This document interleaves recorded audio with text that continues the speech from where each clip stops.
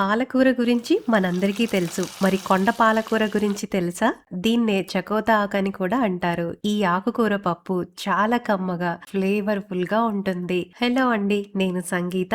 ఈ పప్పు ఎలా చేసుకోవాలో చూసేద్దాం. ఈ ఆకుకూర చూడ్డానికి ఇలా ఉంటుందండి. ఇది నాటిది, అందుకే ఆకులు కాస్త చిన్నగా ఉన్నాయి. అదే హైబ్రిడ్‌దైతే ఆకులు ఇంకాస్త పెద్దగా ఉంటాయి. ఈ పప్పు కోసం కొద్దిగా నూనె వేసి వేడయ్యాక మెంతులు, పచ్చిమిరపకాయలు, ఉల్లిపాయలు వేసి ఇవి కాస్త వేగాక టమాటాలు, కాసేపు నానబెట్టిన కందిపప్పు, కడిగిన చకోతా ఆకు, కొద్దిగా పసుపు వేసి ఆకు కాసేపు మగ్గేంత వరకు వేయించి తర్వాత పప్పు మునిగేంత నీళ్ళని వేసి 4-5 విజిల్స్ వచ్చేంత వరకు ఉడికించి స్టీమ్ అంతా పోయాక మెత్తగా మ్యాష్ చేసుకోవాలి. ఇప్పుడు రుచికి తగ్గ చింతపండు పులుసు, ఉప్పు వేసి ఇంకో 2-3 నిమిషాలు ఉడికించాలి. తర్వాత ఈ పప్పుకి పోపును వేసి కలుపుకోవాలి. మరి ఈ రెసిపీ నచ్చితే లైక్ అండ్ షేర్ చేయండి. నెక్స్ట్ ఏ రెసిపీ కావాలో కమెంట్స్ లో చెప్పండి.